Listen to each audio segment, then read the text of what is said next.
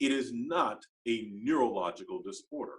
Neurological disorders are where the primary problem exists in the structure and the connection of the cells in the brain. This is a multi-systemic phenomenon, and that's something everyone needs to understand. You have to find the right specialist, and these are specialty programs with specialty problems that require a specialist's attention. A generalist, somebody says, well, I read this on the internet and I think we can do this. We'll test for this. It was scary. I went to speak recently to a convention of physicians, and somebody asked, well, how do you use a certain test? Somebody else asked the question, once you got those results, how many of you knew what to do with the test? There were only 2 hands that went up out of a room of 200 doctors. I'm not slamming doctors, of course not. I'm a doctor. They were there to learn, so they were doing the right thing. But what I'm sharing with you is that you have to find the right specialist. In order to do that, you've got to ask the right questions. How many children have you treated? The next question, how many children have you successfully treated? And someone may ask you, what does success mean? Well, be very blunt. How many children have you turned from autism to being normal individuals? I can tell you that there are good practitioners walking this earth that have done exactly that. Harvard University in the United States. A little clinic known as the Mayo Clinic in the United States have stated that undermethylation is not reflected by the MTHFR test. It is not accurate. And the treatment is not only not accurate, it doesn't work. For the vast majority of people who go through the treatment that they recommend based upon this test, people don't get better. So I always say, listen, if somebody's not getting better on the treatment you're providing as a physician, it means you either have the wrong treatment or the wrong diagnosis or the wrong understanding. And we've seen thousands of people bring us MTHFR tests and say they're not getting better. In fact, many of them got worse. If they were lucky, they didn't get worse, they just stayed not better. So we already know, not only in the research and the science, that test is not accurate. We know secondarily that the treatment, if you are undermethylated, is not folic acid, because we understand folic acid steals methyl from your body. So that's like saying, once again, okay, you're on fire, but now you want to take methylated folate, meaning you want to take a little bit of petroleum, throw it on the fire before you try to put it out. Who would do that? That makes no sense.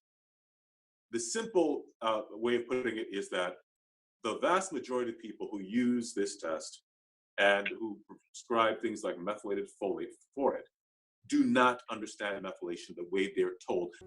This is probably one of the most explosive podcast interviews I've ever made. Normally it's only been available inside my membership, but I'm releasing it today because everyone needs to hear this. Autism is not a neurological disease. What? Yes, this family physician says so. How many children with autism have you treated? How many children with autism have you turned into completely normally functioning with no symptoms individuals? Those are the questions that Dr. Mensah asks his colleagues. Not many can say yes, but there are some who do this every single day. You need to know who those people are. But that's not all. You're also going to finally understand what the problem is with the MTHFR test and why the practitioners who use it are not good practitioners. You should run away from them. What is the deal with them? What does Mayo Clinic say about them? What does Harvard say about these tests? What's the problem with methylated B12, methylated folate, folic acid, and more? Why is it that some children act drunk, and why is it that you have to remove certain foods from autistic children's diet? Even if they don't want to eat anything, even if they protest and flap, that is not a reason why you shouldn't change the diet. And you're also going to learn how to do that when your child is protesting. This podcast interview is a must for beginners, it's a must for skeptics, it's a must for professionals working with autism, ADHD, depression, anxiety, and autism moms. It's a must if you're struggling with the diet and making that decision finally to change and remove carbs, remove the sugars, remove the processed foods if you're dealing with a picky eater. If you want a doctor to tell you a really specifically previously skeptic medical professional to talk to you about these things, this is the podcast interview you have to watch and save and share with everyone. So let's dive in. But first, hit the subscribe button and please like this video and comment below what you think about these viewpoints. Even if you are not in agreement with them, we really want to hear from you.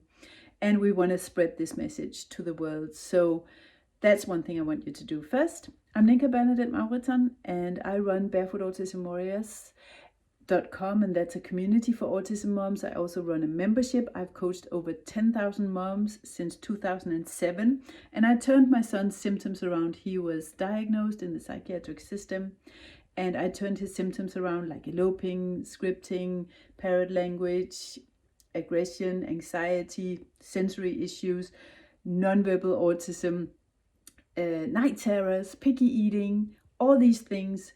He went from that to none of those symptoms between 2004 and 2008. And I am using this channel to spread the news about how I did this and how I'm repeating the process for other moms to this day, hundreds of moms every month in my community and in my membership. Let's get started with this podcast interview. Welcome to Dr. Albert Mensah, and I'm going to have him introduce himself. This course is for parents that have tried everything and they've been reaching out, maybe tried diets, maybe not, but parents who have children who are out of control, out of reach, maybe have a diagnosis of autism or something like that on the spectrum or not. But what they will have heard is this is for life, this is a brain disorder, this is genetic, and there's nothing you can do about it except coping with it. And these parents also, normally they hear that there's no evidence that any lifestyle changes, anything that has to do with nutrition will make any difference, and that people that tell you that it does are either crazy or just not backed by science. Which is why for parents out there, it is so encouraging, such a experience of hope to meet you, because you are a hardcore scientist. You are an MD and you were the skeptic yourself. So could you talk about where you were at and why this made sense to you when you finally realized there's an option here? So where did it start for you, Dr. Mensah? Oh, thank you, Ninka. And it's true. I truly just didn't believe any of this was really realistic or scientific. To make a very long story short, I literally had to be surrounded by individuals who were being treated, and I was there with other practitioners, and I saw these things changing lives. I saw children losing their diagnosis of autism. I saw children and adults with behavioral mood disorders, nearly all of them being corrected to some level or another. The question was to what degree they were being corrected. And many of them, more than 85%, did tremendously well. Several lost diagnoses. And the one thing you can't deny is somebody actually having visible progress.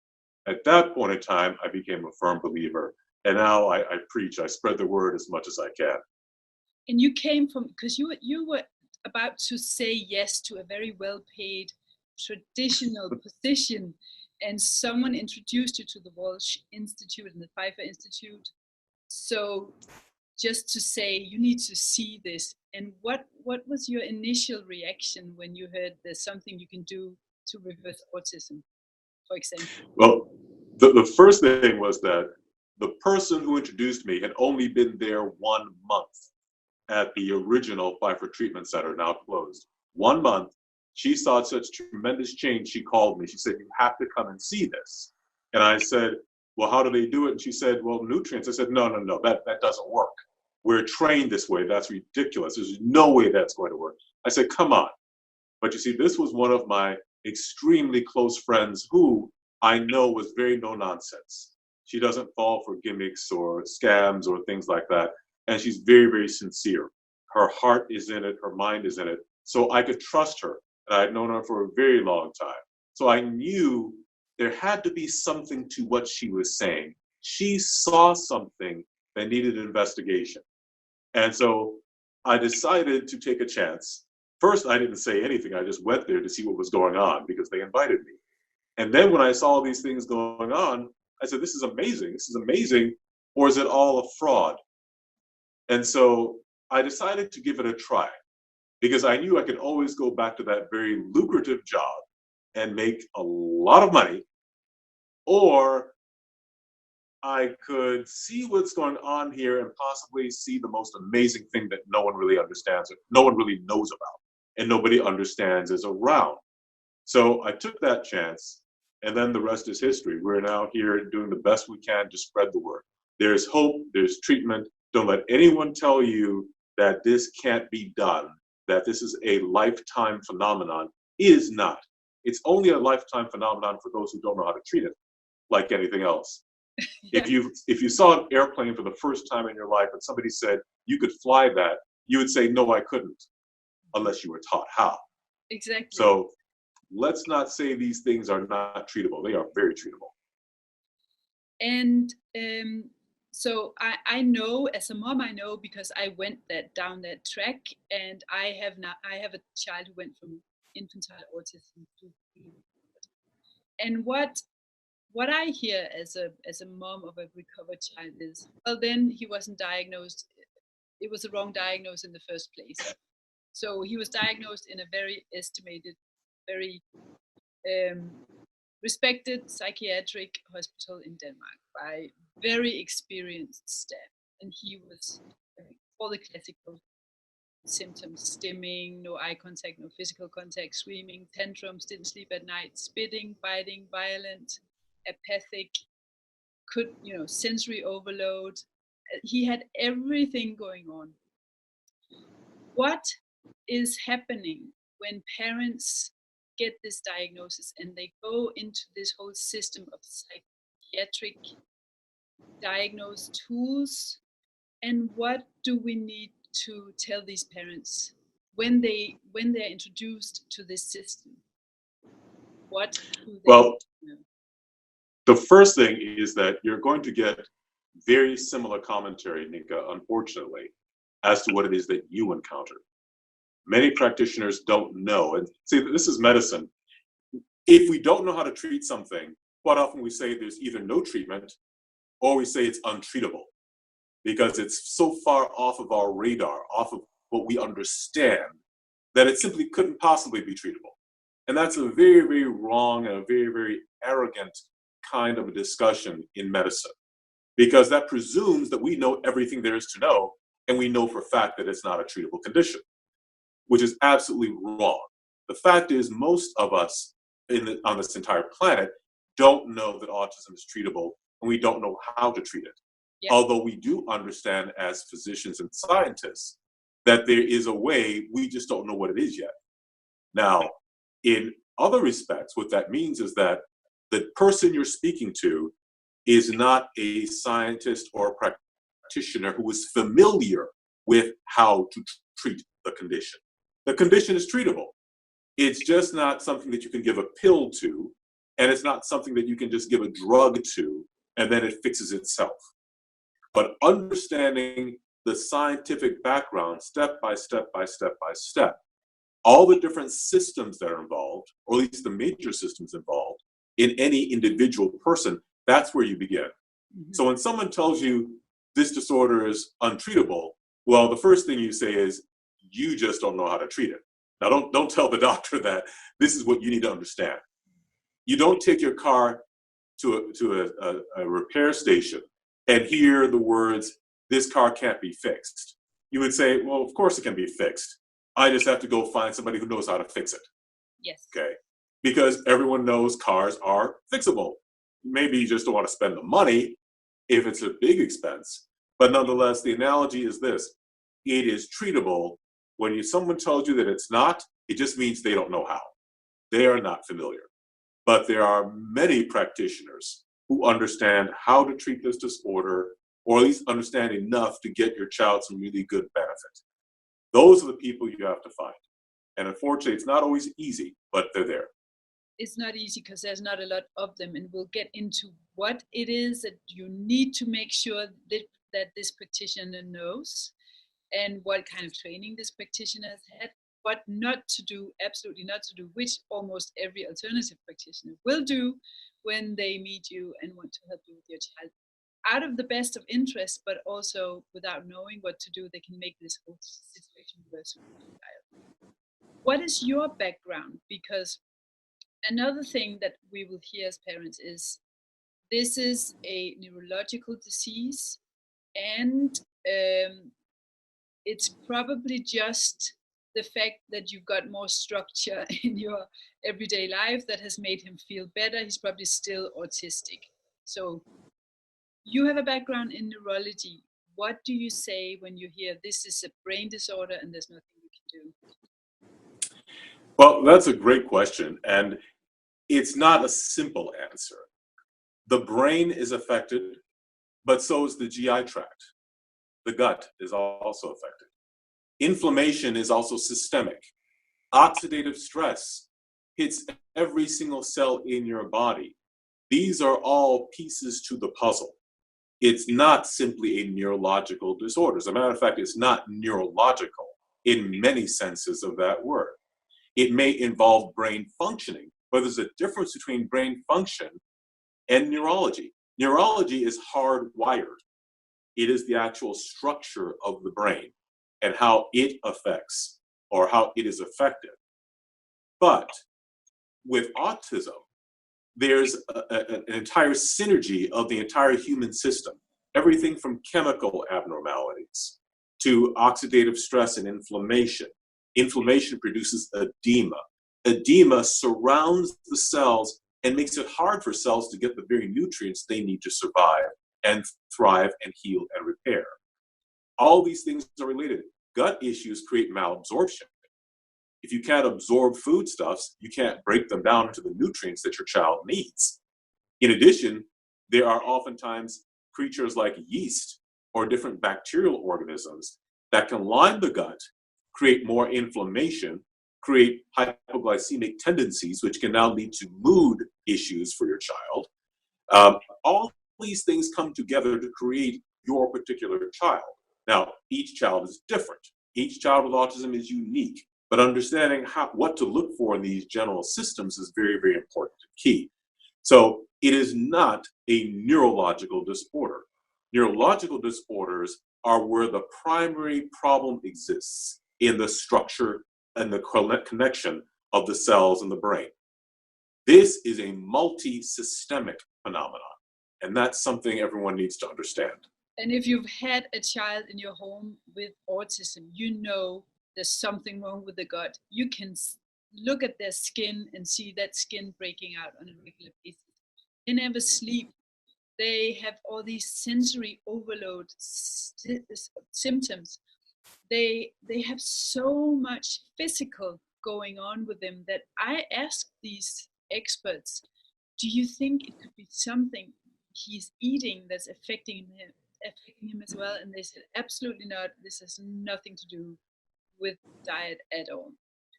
Just to get this out of the way, because that's something that you normally hear from critics. What training have you had? Because you're not a PhD or someone who's taken an alternative medical training. You are a hardcore doctor. Can you talk about what your specialty has been up to meeting? Well, my specialty is very interesting. In fact, our progression is very interesting. I'm what we call a family practice physician, which means not a generalist, but a specialist in multiple areas. So we are held accountable in our training for obstetrics, for gynecology, for pediatrics, for psychiatry, for neurology.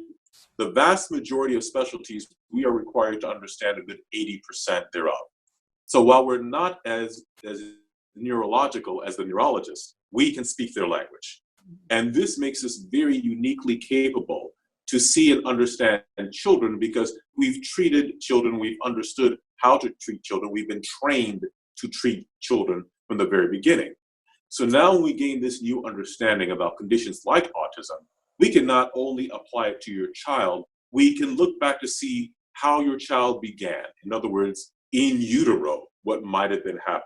And then we can take and age the child to when they're a teenager. So when we're treating the child, we're looking at past, present, and future. Not the child anymore, but even the adult. And so in our specialty, we actually have a great breadth of variety and variation in our training so that we understand male, female, young and old, and we can apply all of that knowledge, all of that background to any individual who has autism in almost any age, whether it's a male or female. So if there are gynecological issues, we can see how gynecological challenges can affect an autistic child or a teenager, if you will. We can see how gut issues can affect, the male. We can see how anything almost in traditional medicine, how that's going to specifically affect your child because we have that kind of a varied background. But now we take that as a foundational base and we recognize one of my very important specialties was in psychiatry and neurology. I always enjoyed the human brain for whatever reason back in medical school. I had no idea I would be doing this. But now the training in family practice incorporates all of those things. So now we can see from biochemical analyses and all these other analyses how it impacts the cognition, the processing, and the development of the human being from start to finish. So we have a little bit of an interesting background, but my business partner, Dr. Judith Bowman, we're both family practice physicians. So we share that similar background and that similar love for the human brain. But most importantly, we have a tremendous compassion and a very soft spot for children. And that's what makes this so important. Who can sit back and say, you know what, here's a child, somebody's future, somebody's hope, and then turn around and say, there's no hope for your child, just leave it this way. Yeah. Ninka, I remember very recently, I just had a conversation with a colleague, a doctor, who sits in another continent. I'm not going to say where. He had a friend who told him about this process, and he said, I don't believe it. Now, his son is autistic, newly diagnosed. And my friend called me and said, I'd like you to talk to this doctor. He's a hardcore scientist like you were, but he does not believe this works. And I said to him, listen, one of the things that's very important, I look at every child like they're my child. And if I just had a beautiful son who's now 3 years old, who's diagnosed, I would turn over every leaf possible, and I would not stand for the idea that my child's future would never be what it is that I hoped or dreamed. And this is based upon scientific fact. I spent quite a few hours talking to my colleague, explaining to him the science behind how this could happen. But it also told him he had to let go of old past paradigms that said that this was not treatable. And when I train doctors around the world, one of the few things that I do say is, you always hear something can't be done until it's done. Yeah. You always hear that something is this way until you find out it's that way. Because everyone out there, the world is flat, right? Everyone knew the world was flat until we found out it wasn't.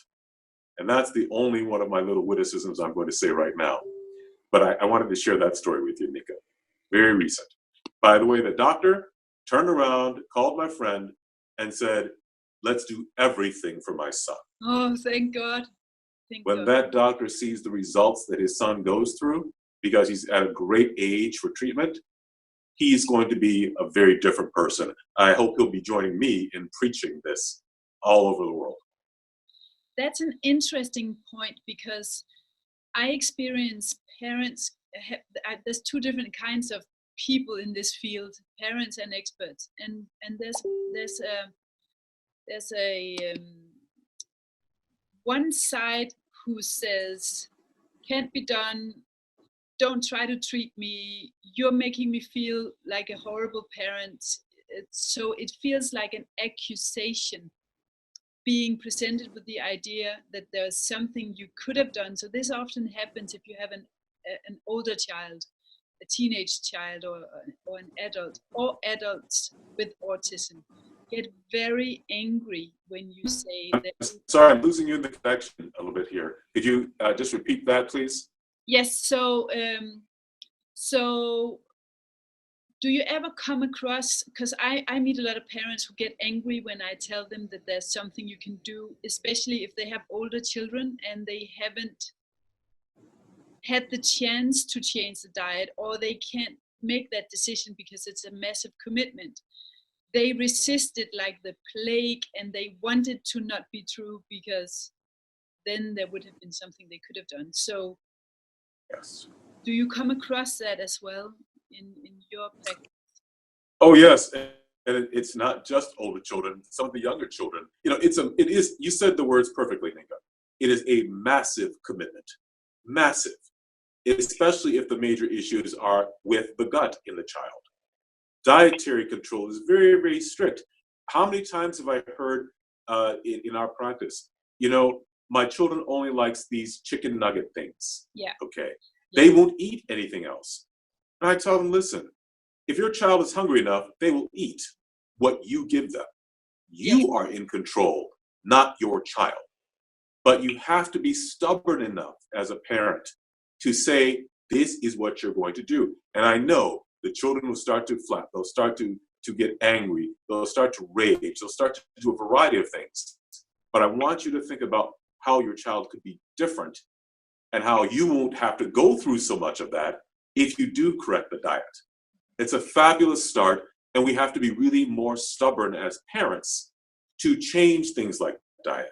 We have to be really willing to make that kind of a commitment, because it's not just the food that we're eating. The food we're eating affects creatures that are lining the gut, like yeast. And when yeast begin to grow, they produce toxins that affect how your child's brain is going to function. They also produce toxins that actually change and weaken the gut barrier.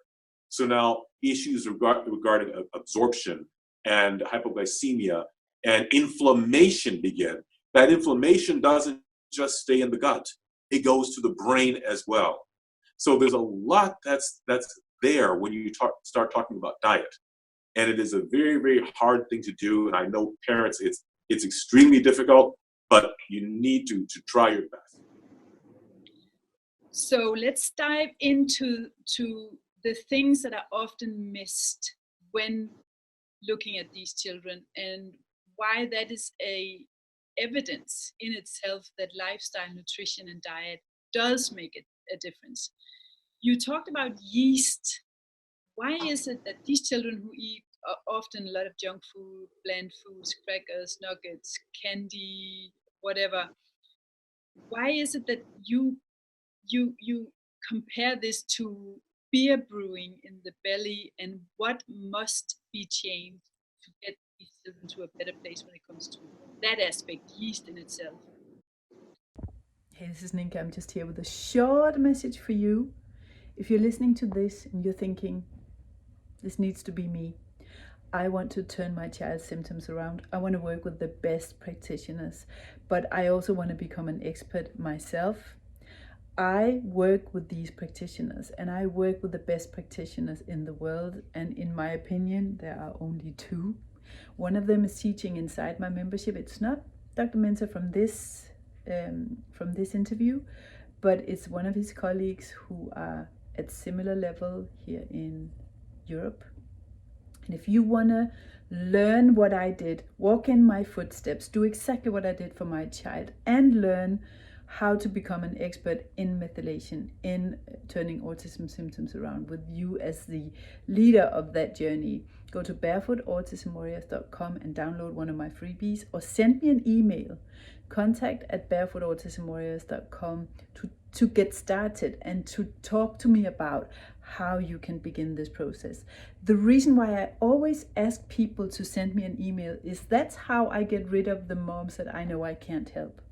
Because if you don't have the initiative to press pause, go and write that email right now, I won't be able to help you, because what we are going to change over the next 12 months for you to turn these symptoms around is going to demand so much more from you than sending me an email. So if you're procrastinating on that, I'm sorry, I'm not the one for you. You got to go and find someone else to help you, because I need that level of initiative from you before I want to take you on. And I certainly hope that you have it. If you do, I'd be so thrilled to work with you and teach you all the things that I've learned over the past 16 years. Now back to the podcast.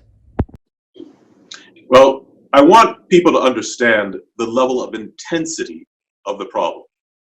If you go out and have several beers and you're inebriated, you're drunk, you know that this is not functional. You can get thrown in jail for doing the wrong things when you're drunk. You can't make proper decisions when you're drunk. You can't perceive the world properly. For many people, the room spins. You're off balance. You can't walk properly. You can't walk straight. You can't do anything. You can't think. You can't process. You can't go to work when you're intoxicated. I think we all understand that picture. But now, what many people don't understand is that if you take a flask of water and then you add sugar to it, and you add yeast to it, and let it sit there, sooner or later, the yeast are going to start to ferment alcohol, okay?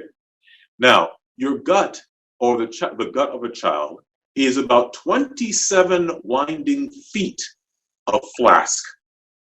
And when you eat carbs, sugars, starches, that is the sugar that eventually gets made, that goes into that tube filled with water, and a little bit of yeast is all it takes before the yeast start to grow. And now you have a child that is fermenting alcohol. Your children who are having these kinds of diets are living, they're functioning with a certain level of intoxication. So yes, we have pediatrically drunk children, not because they drank wine or alcohol, but because they're actually producing it from their gut. Now, how can these children function clearly? How can they think? How can they perceive? How can they behave? How can they walk? How can they not get extremely excited over the wrong stimuli? How can they not function properly if they're actually intoxicated? So it's not a simple thing of taste. The children are not eating these foods simply because it tastes good. The fact is that the yeast in the body send signals to the brain telling the child, this is what you need to eat because you'll like it. And then the child eats it, because what happens is that when they eat it, the yeast send a signal of pleasure to the brain of the child. But the other side is that now the yeast begin to grow and multiply more. And the more they grow, the more they send these signals that tells the child to eat the wrong foods, so that the child can basically ferment more alcohol, become more intoxicated. And then you're wondering why your child can't sit still, can't pay attention, can't focus, can't work on tasks, why they're not getting better. You're doing all these wonderful treatments and therapies, but they still haven't gotten better the way they should be. Well, if you haven't addressed the gut, if you haven't addressed the yeast problem that may be present, and your child is still loving carbs, still loving McNuggets, still loving all the starches and the crackers, well, you still have a yeast problem that is uncorrected. Yes. And that is a huge problem. So important. And just simply because for us, we did the hardcore version. So we just got rid of everything. So all the children had was berries, meat, fish, eggs, nuts, vegetables. That was it. And for a week, you mean Ninka, your children ate the way nature designed them to eat? Crazy, I know. Is that what you're telling me? Yes. That, and my son was, it was like seeing an addict withdrawal. He went into a flat spin, his pupils were dilated, and he didn't eat for days, and I thought, this is going to just kill me. But I started to arrange fruit in nice colors and vegetables and cut animals out of the food, and all kinds of creative things that I could do. Eventually he started picking at it, and that was the first day of the rest of our lives without all these things. And that was a very major step into getting him back to eye contact and out of these tantrums that was destroying our family in a way that we couldn't ride a car together, for example. So if you go out 3 o'clock at night, I never do anymore, but if you look around and see all the fights and the tantrums and the irrational behavior, that's what's going on. So that was good for you, Ninka. You're a stubborn mother. Wonderful. And you meet a lot of those, I know. So that was yeast. Another issue that's often missed, and this is not just in the established medical society, this is very much in the alternative practitioner society as well, undermethylation and overmethylation. What is this? How is it tested, and what do you do when you see children so that you make sure that that's covered as well? Well, understanding, once again, the science around autism is firstly important.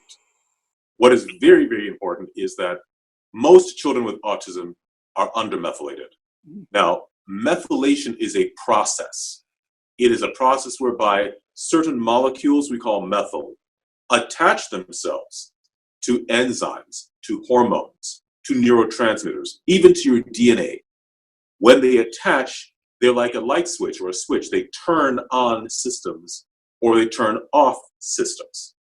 Now, if you don't have enough of these molecules that regulate your system, you're called undermethylated. You have to now provide the proper amounts and dosages, so to speak, of these particular agents in order to help the system function properly. What is challenging is that many practitioners out there do not understand methylation very well. They've been told the wrong things, and they now believe that folic acid is one of the keys to treatment, or methylated folate. Methylfolate, yeah. Or even folinic acid. The fact is, for most of the children in the autism community, that actually makes them worse. Because you see, any of those elements we just talked about actually steal more methyl away from the system than they provide. So they may donate a little bit here, but then they take away far more. So think if you were with your last bit of money, say your last, forgive me, American currency, your last dollar, and somebody says, you know what, I'm going to give you $1. And you say, that's great, but then I'm going to take 10 away from you, okay? That's not very good because you only had one to begin with. But that's how mistakes like folic acid happen. One of the major universities here in America has stated now that they believe that using extreme amounts of folic acid, or even folic acid in general, may be a cause of autism. So which understand. Which is crazy because right now it's being fortified into food. So cereal, bread, and all kinds of different foods are now being, the folic acid and is now being added to it, and it's in every multivitamin. Absolutely, absolutely. There is hope though, Ninka. There's hope. We actually started seeing that some multivitamins are now multivitamins without folic acid. These are areas, companies that are now at the forefront because they understand there's a problem. And yes, we have the same issues here. Breads and cereals and all sorts of foodstuffs are being fortified with folic acid. You have to stay away from them, okay? You do. What about during pregnancy is what women often ask. So do we not even take it during pregnancy? Pregnancy is, now this is, don't go quoting me for it because everyone is different. You have to talk to your primary obstetrician. However, every doctor knows you only need folic acid for the first trimester. To be safe, we at Mensah Medical typically talk about the first 4 months when you actually know you're pregnant. So you find out today you're pregnant, and they say you've been pregnant for 2 or 3 weeks. Well, no, today is your first day of pregnancy. And now you continue to take your folic acid, we like to say for about 4 months. So beyond what would be your first trimester, just to be safe. Because then what we suggest is that you don't know the methylation status of your child. So we tell you, don't take folic acid at those kind of dosages anymore. That can be problematic because if you continue, you might be taking the necessary methyl away from the child, creating undermethylation, and it's possible that could be contributing to autism. And that's it's really important to understand this, because one of the things you've said as well is this whole craze of green juicing, so a green juice every day. Now all the babies are getting that as well. We have a whole, a very strong trend for veganism, eating loads of greens every day, greens as supplements. What is your message to parents who go on that trend and this rise in autism? What's the correlation? What do we need to be aware of? Well, first of all, I don't want to get a lot of emails or messages I know. from people who have, very strong personal beliefs about whether to eat meat or not to eat meat. I want you to understand my discussion is purely about the science. It doesn't matter what any one of us believes, our bodies work in a certain way. And you can't change that, not yet. So I'm speaking purely scientifically. We know that a big problem with undermethylation is that individuals who eat lots of dark green leafy vegetables, they're rich in folates. So now you can remain a vegetarian, but you have to sit down and ask yourself, I can't eat foods that are rich in folates during a pregnancy because that could be problematic. So you have to alter your style of dietary consumption. You just have to work harder to find those foodstuffs that aren't rich in folic acid. It doesn't mean that you now have to go out and kill, a wildebeest or, a giant cow and then devour it. We're not saying that. What we're saying is watch out for foods that are high in folic acid. That if you eat too much of it, it becomes as though you're actually taking medication that is rich in folic acid. So that's where the caution comes in with vegetarianism and veganism. Yeah, so balanced diet doesn't mean that you never eat greens. It means that you don't go on any extreme diets, but be balanced. Correct. About your food intake. Don't exclude anything, basically, except gluten, dairy, junk food, and damaged organs. Correct. Stay away from the processed foods and the junk food. Yes. Absolutely. Next thing you'll hear in the alternative world is, what about MTHFR, and shouldn't I be taking a methylated form of B complex? Okay. First of all, I'm on record, have been, and always will be on record as saying the MTHFR is not an accurate test for undermethylation. No, we have seen plenty of, first of all, it's not just Dr. Mensah saying this, okay? I want you to understand this. A little known university known as Harvard University in the United States, a little clinic known as the Mayo Clinic in the United States, have stated that undermethylation is not reflected by the MTHFR test. It is not accurate. And the treatment is not only not accurate, it doesn't work. For the vast majority of people who go through the treatment that they recommend based upon this test, people don't get better. So I always say, listen, if somebody's not getting better on the treatment you're providing as a physician, it means you either have the wrong treatment or the wrong diagnosis or the wrong understanding. And we've seen thousands of people bring us MTHFR tests and say they're not getting better. In fact, many of them got worse. If they were lucky, they didn't get worse, they just stayed not better. So we already know, not only in the research and the science, that test is not accurate. We know secondarily that the treatment, if you are undermethylated, is not folic acid. Because we understand folic acid steals methyl from your body. So that's like saying, once again, okay, you're on fire, but now you want to take methylated folate, meaning you want to take a little bit of petroleum, throw it on the fire before you try to put it out. Who would do that? That makes no sense.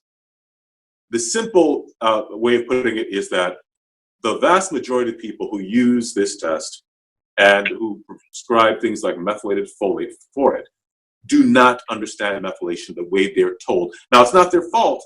They're being told by the labs that this is what's right. Exactly. They're being told by certain individuals who are so-called experts, but the fact is it's not correct. And I simply stay with the idea here is, if your child isn't getting better, if you're not getting better, then how can that be the correct treatment? Do you then do you recommend methylated B12 or the P5P form of B6? Is that a whole separate conversation? No, methyl B12 is for people who are undermethylated. There are people who are overmethylated and they do not need methyl B12. That's the last thing they need. Exactly. See, the MTHFR test, to go back to that, Ninka, MTHFR doesn't even take into account overmethylation. No, I know. Okay. Yeah. You can't diagnose overmethylation, and 30 to 40% of people with any kind of psychiatric disorder or challenge are overmethylated. Now, that's not the case in autism. So Sorry. Before people get too confused, the most common signs of undermethylation? That's very interesting.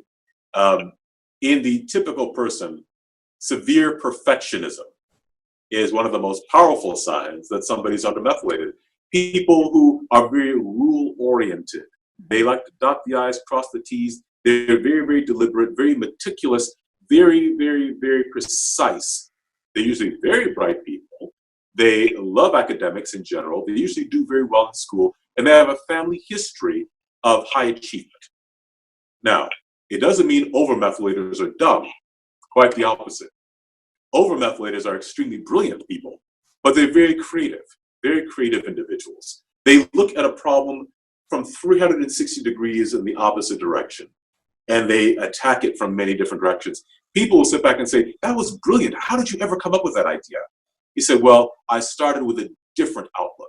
I started from a different perspective, as opposed to the typical rules. Now, with autism and ADHD, for example, individuals who are undermethylated tend to have very poor focus and poor attention capacity. Okay, they tend to have severe anxiety, very high risk for depression, very high risk.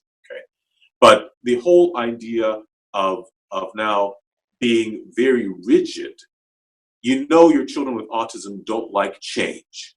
They don't like to see anything different. They can be in the back seat of your car. If you go down the wrong way, a different way to go home, they get excited in a very negative way. They can start to scream. They can fight until you get back on the road that they understand and are familiar with.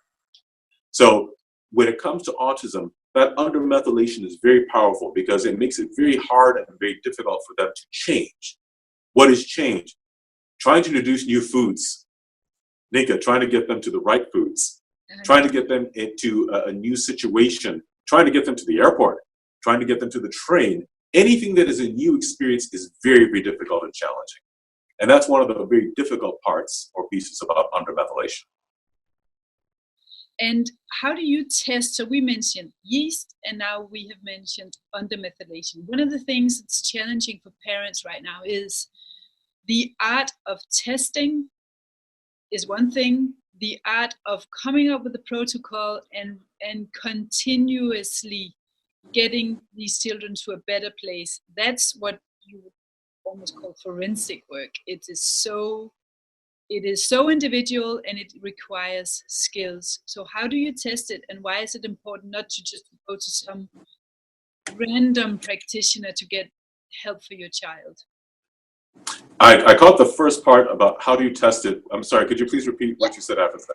Yeah, so how do you test for undermethylation? We mentioned yeast and undermethylation, and why is it such a skill to take this test and get a child to a better place, so that you can't just go to any random practitioner? You need to understand how to create a protocol and to have an organic protocol that changes with this child's progress. Yes. First of all, the appropriate testing, or the one of the best first tests to get is a whole blood histamine test. Whole blood histamine. Now, that's the very simple answer to that question. The second question is a little bit more difficult because people don't understand. This is not nutrition. It's nutrient therapy, meaning you're using the natural elements to treat. It is a science more complicated than most other sciences that we understand, because there's still so much to learn about it. So you don't go to an obstetrician to perform brain surgery. You don't go to a urologist or a kidney specialist if your problem is sitting there with the eye. You have to find the right specialist. And these are specialty programs with specialty problems that require a specialist's attention. A generalist, somebody says, well, I read this on the internet and I think we can do this. we'll test for this. You know, it was scary. I went to speak recently to a convention of physicians, and somebody asked, well, how do you use a certain test? Somebody else asked the question, once you got those results, how many of you knew what to do with the test? There were only 2 hands that went up out of a room of 200 doctors. I'm not slamming doctors, of course not. I'm a doctor. They were there to learn, so they were doing the right thing. But what I'm sharing with you is that you have to find the right specialist. In order to do that, you've got to ask the right questions. How many children have you treated? The next question, how many children have you successfully treated? And someone may ask you, what does success mean? Well, be very blunt. How many children have you turned from autism to being normal individuals? I can tell you that there are good practitioners walking this earth that have done exactly that and who do it consistently. If you do not have one of those practitioners, keep looking. Yes. And what are the questions you need to ask a practitioner that will call them out if they are not the right one? So if they don't answer if they can't answer this question, you need to walk out, because this can actually, you can get a child to a worse place. Many people think, okay, supplements are safe, and if a supplement is good for my kid, more is better. Whereas it's actually almost the opposite, that more is worse than lacking in some cases. So what are the 5 questions or whatever you think would be good to answer a practitioner? Invest in them because they are expensive. You've already mentioned a few. We've talked about a few. The first one is number 1, what is your experience? Okay. And with regard to that, you know, how many children have you treated? How many children have you treated successfully? What do you think is actually going on with my child? Well, the obvious answer is, well, my child has autism. Your child has autism. No. What aspect of autism do you think is actually something that we need to investigate? First, second, third, fourth. What would be your plan? Question number 5. What would be your plan around how to treat my child? You've spent time with my child. You've had a chance to assess. What do you think are the parameters? What are some of the key pieces you think are happening with my child? Because each child is an individual. So now if your practitioner is there with you and spends time with you, they should have some idea of what it is they want to do. If they're saying, well, you know, we generally do these kinds of tests, that's fine. So what happens if this is wrong? If they say, well, let's take this nutrient product, okay? So then you're saying, well, one size is supposed to fit all. How does this help my child? What if you find out that the chemistry doesn't go along with some of the elements in this bottle? See, this is about specificity. It's not about generalities. So looking at how practitioners will approach your child is very, very important from that perspective. If a practitioner doesn't have answers for you, you need to look somewhere else. I can tell you that the best practitioners are willing to explain to you not only how they're going to do what they're going to do, but why they're going to do what they're going to do, and how these issues affect your child. They may talk to you about autism in general. That's what we do. We'll talk about autism in general, and then we'll speak specifically about what it is that's going on with your child. And so do the colleagues that we know around the world who are fabulous in terms of doing this. They're not a lot of them, but there are those who will give you those kind of answers. And you have to be willing to say, okay, that's fine. Maybe I'll go and think about it, if that's the pleasant way you want to leave the office because you're not comfortable. Or you'll say, well, you know what, this has been very interesting. We have many very, very powerful parents, Nika, who even come to our office, and one of them is not convinced. And they weren't convinced when they got there. And they'll say, well, you know, I think I want to think about it. And then somebody says to them, listen, we're going to do it. And then you can think about it later. but that's because we provide answers to questions. So number 1, any good doctor, quite honestly, from my perspective, any good doctor in any field should be willing to answer questions that you have. This is your life. This is your child's life. Do not be afraid to ask questions, and don't settle for no answers. If somebody's not willing to give you answers, go find someone else. And what you're doing now is something that's been needed, I think, for 20 years, is putting it into a system, an algorithm, all this knowledge that you've been collecting for decades, so that doctors can access this, because this is something that will take 5 years to get just a superficial understanding of all these different mechanisms that are intertwined. So we will talk more about that later on, but just also to bring some hope, this will make it accessible for more doctors and for parents. But on the back end of that, what is something you absolutely should not do to help these children, which I think most parents would do automatically? One is we already mentioned multivitamins, because there can be elements in there that will make things worse. Another thing was folic acid. What about copper, pyrrole disorder? And oh my goodness, the multivitamins often contain copper, and loads of the healthy foods that contain copper. What do we need to know? Copper, let's be purely scientific for a moment. We need to look at the relationship between copper and behavior. Copper takes a neurotransmitter, a brain chemical, called dopamine, and it pushes it to become something you don't want. Adrenaline. You want your child to calm down? Don't give them copper. You want your child to be sane and normal and pleasant? Don't give them copper. Now, there's been a lot of discussion, Nick, I'm glad you brought this up. There's been a lot of discussion about bioavailable copper on the internet. Yes. And people are rushing out to give people bioavailable copper. Guess what you're doing? You're actually rushing out to give individuals adrenaline. And you're wondering why your child either doesn't improve or gets worse. Copper is not something you give to a person who's got anxiety, depression, mood dysregulation, behavior disorders. That's like giving somebody a drug of adrenaline, okay? It is not a good idea. And as we're talking just about autism, I'm saying, once again, you're right, Ninka.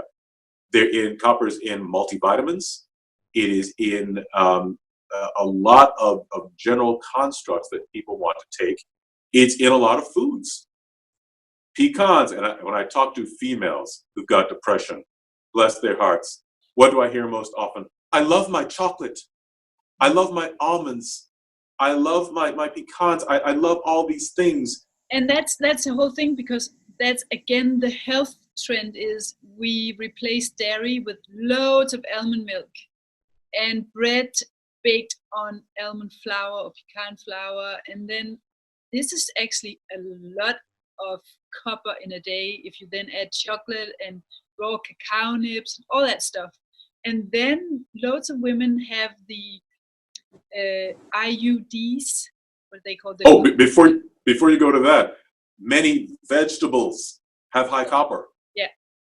Spinach, broccoli, high copper. They're good in one area, namely cleaning your bowels and keeping them healthy, but now can produce not only adrenaline, but also migraine headaches. Okay, this happened to my sister. I'll be very honest with you. She had migraine headaches for years. Her naturopath found out that she was actually allergic to spinach. I believe that copper also had something to do with it, because copper can create migraines. So be careful, be cautious about too much of anything. Sorry, Nika, go right ahead. Yeah, no, that's just so interesting, because we think we do the right thing, and also for our kids, and we don't understand, well, I did remove dairy and there's no change. Well, maybe look at the copper-rich foods in the diet. How is that? So that's one thing.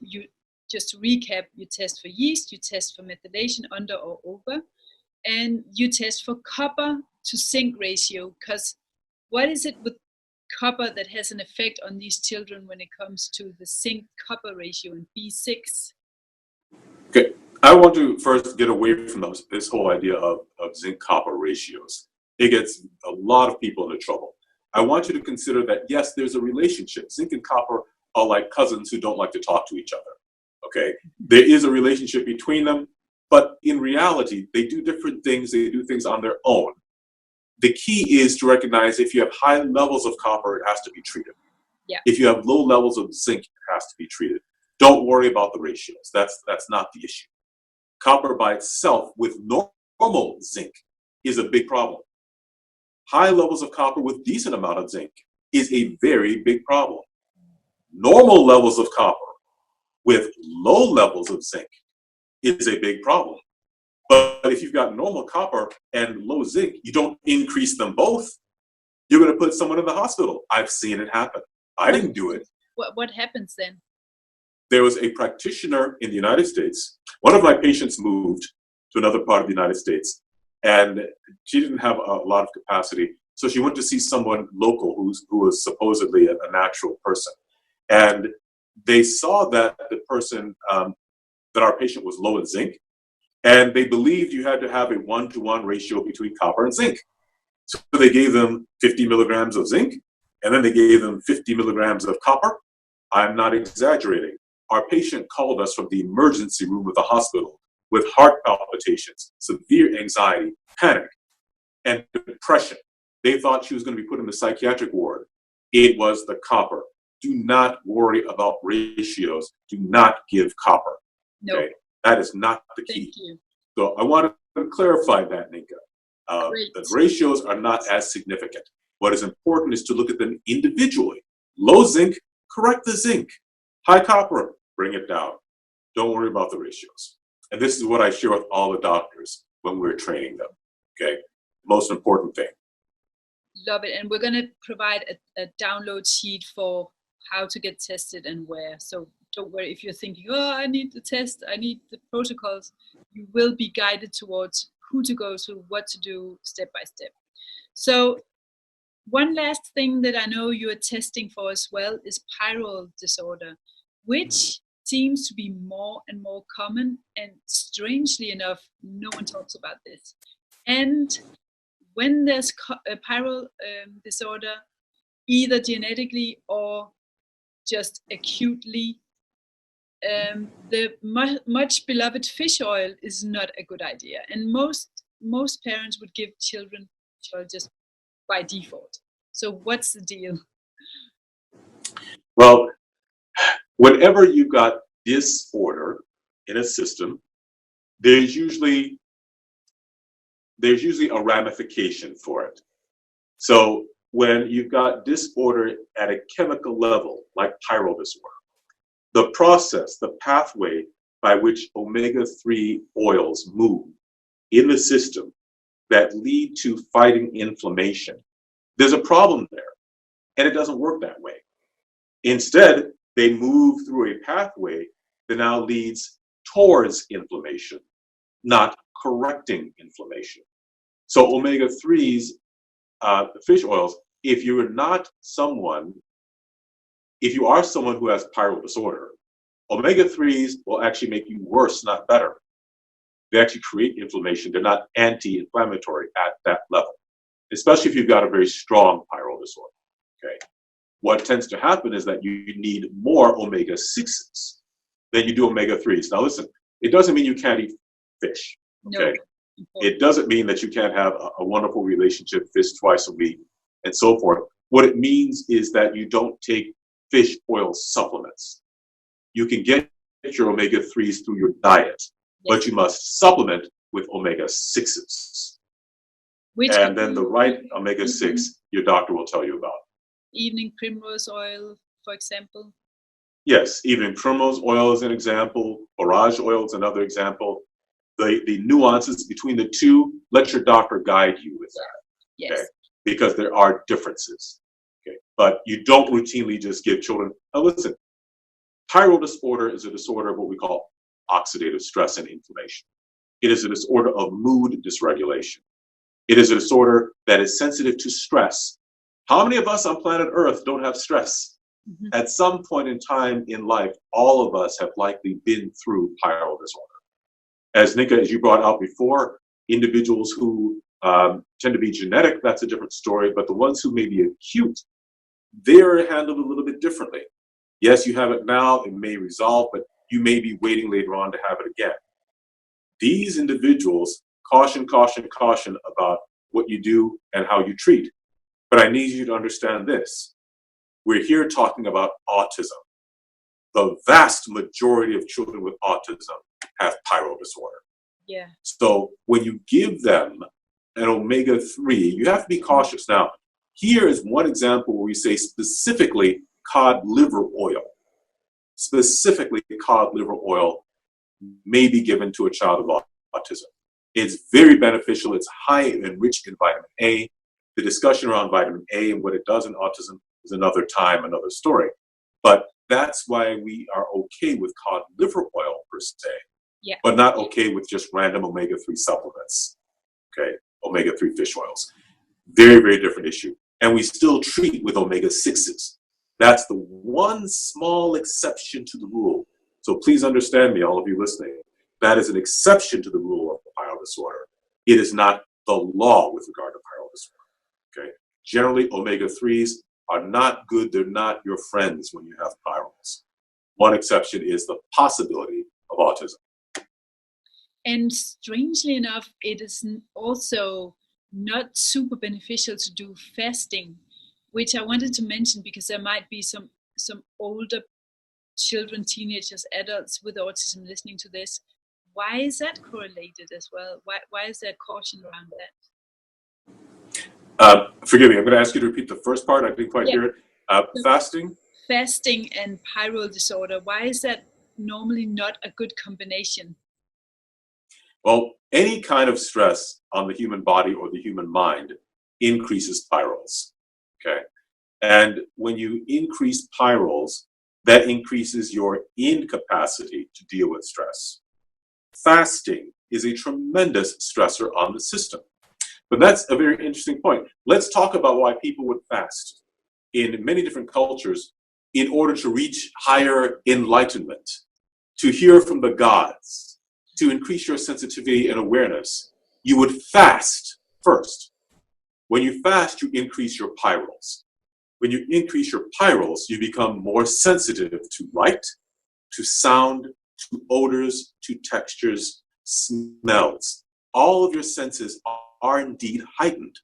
Now, most of us are not trying to reach a spiritual enlightenment, every day of our lives.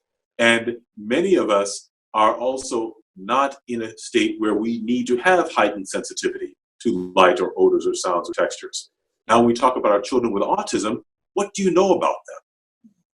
They're very sound sensitive. We also know that they smell everything. They may even come up to you and smell you. They're very texture sensitive in many cases. All of these things are part of pyrrole disorder, okay? So when you fast, you do indeed become more sensitive, but that could be a very big problem for those individuals who are light sensitive, for those who are tactile sensitive, for those who maybe they have morning nausea, as many pyrrolics do. So any given smell in the house can make them want to throw up, okay? Fasting is not always such a good idea, okay? You have to know why and who it is you're talking about. So be very, very cautious with fasting. In the right environment, that's one thing. But if you've got pyrrole disorder and challenges, that's a whole different game.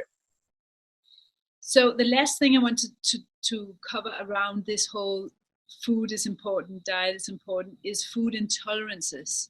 So with my own child, I could see him go from being apathic, looking like this might sound extreme, but like a heroin addict, gone just like a zombie, to someone who was on speed, literally on the ceiling, just out of control.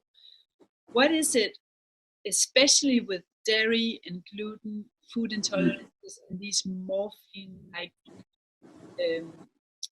things that's going on in the bloodstream? Can you explain that so that a 7-year-old can understand? Sure, and you kind of already hinted at it, Ninka. When you have dairy and casein and gluten, for example, they create a literal morphine-like effect in the brain. In fact, they hit the same receptor sites in the brain as morphine drugs. So they produce a form of high, if you will, or an intensification that can be very, very problematic. So when you say your child looked like an addict, they basically were. Those morphine-like effect, they're called exorphins, not endorphins, where you get the wonderful runner's high, if you will, but exorphins that produce challenges and difficulties because of the consumption of dairy and gluten. The system can't process those things in some individuals. And so they have this morphine-like effect, but instead of calmness and being happy, you're extremely excitatory and problematic, or depressed and rageful, or your mood just changes back and forth very, very rapidly. It is like somebody is turning into a mad person, and they're not rational anymore. And that can happen with food sensitivities. In fact, it is very well understood by us now, 7% of schizophrenia is actually due to a food sensitivity. Wow. Many individuals who have developed schizophrenia, it's actually because they had a food intolerance that they didn't know they had. Not the majority of people, so don't send me messages saying, you said that schizophrenia is caused by food. I didn't say that. I said certain proteins, certain foodstuffs like casein, dairy, certain things can actually produce schizophrenia in a small population. But in autism, what we see is that children have a hard time processing these things in about 60% of the autistic population. So instead of being useful and getting calcium from your dairy, it produces this exporphin, ugly morphine-like effect. That is so important. I think, and I hope that parents who have been listening to this get an idea of how complex, but also how much hope that complexity offers. So how complex the situation is, but also how much hope is linked to just imagining addressing all these different irritants that individually create this chaotic biochemical situation, neurological situation in your child. So just to end this conversation, I remember in the old days when I was traveling the world trying to take my child to all these different experts, there was this one expert on heavy metals and detoxification. One expert that would only deal with the neurological part, one gut expert, and it was just so overwhelming because every expert was a huge expense and things I needed to learn as a parent. You uniquely combine all these things into one approach where you test and you address all of these issues. So in short, when someone comes to you, what is going to be addressed? What are parents going to walk away with? They're not going to get anywhere else. The number one thing that's going to be addressed is your child. Your child, not your neighbor's child, not the person who gave you a recommendation, your child. Your child is unique. Your child has special talents, special gifts, special challenges. Number one, they have to be identified. And then we look at how to treat based upon that identification. Listening to what it is that a parent has to say is the most important thing that any doctor can do. If you come across an individual who doesn't seem to listen to you, you're in the wrong place. And it doesn't matter if it's autism or depression or anxiety. Find that person who will listen, because you will basically tell them, whether they know it or not, what's going on. Then we have to have the right testing. The testing needs to be time-tested, researched, true, and have consistent results that you can teach anyone. That's any physician, any practitioner. Yes. Okay. And that's the methodology that we use. We train doctors all over the world to use this kind of a methodology. Okay. But now, of course, as a family practice physician, Dr. Bowman and I are both very interestingly beneficial in that we look at everything from a big global perspective. We're not looking at this just as a pediatrician. We're not looking at this as an internist. We're not looking at this as any of the other subspecialties. We're combining all of them. And that's not to say that other people, other specialties don't have good capacity or power. What I'm sharing with you is simply what it is that we do and how we do it. But the most important thing is looking at your child, looking at your family dynamics, looking at family history, taking all this into account with testing, understanding which tests are useful and which ones are not. Ninka, we don't do thousands of tests and we pray that something is going to be wrong that we can fix. No. We look at very specific tests that we know are usually the key problems involved. And then we go with correction and guidance from there. And that I can just say, because I see a lot of practitioners and I see the best in the field and I network with them as well. And just this year of traveling around the world, and especially in the US, I have met so many, when I sit down and say, this is what's going on, this is what is feeling, they looked, even the best of them, so surprised and some of them embarrassed. So just to let everybody know, this is cutting edge. It's going to be implemented on a broader scale. That's what I predict, because it's so important and it's so effective. So thank you so much for offering hope and for coming from a true place of wanting healing for families. I know you are a man of faith, and I have seen your genuine care for these people and these children, and for really making a difference in this world. So I'm honored to have brought this to everybody, and I'm sure this will literally be life-changing for anyone. Thank you for having me, Ninka. I appreciate the opportunity to just share that there's hope. Yes. Don't give up. There's hope. Exactly. Be that stubborn parent, just like Ninka was.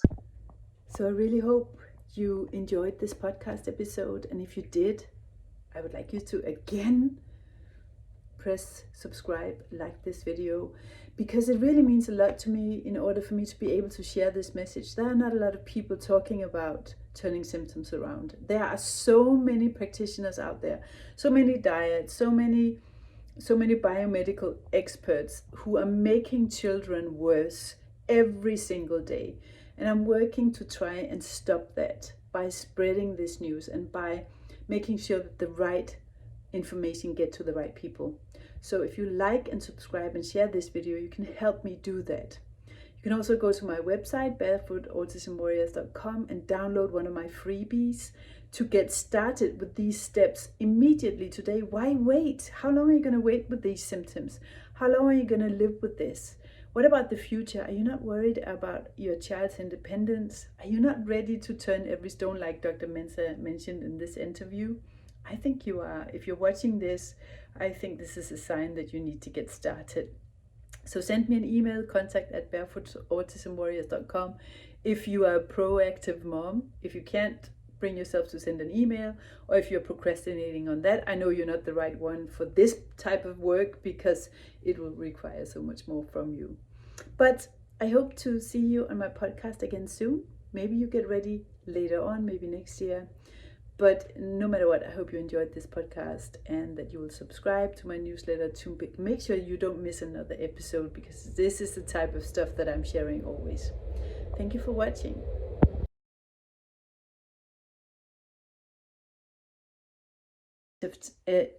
And so many other blah. Hey, this is just me with a short interruption. If you're listening to this and you're thinking, I want to turn my child's autism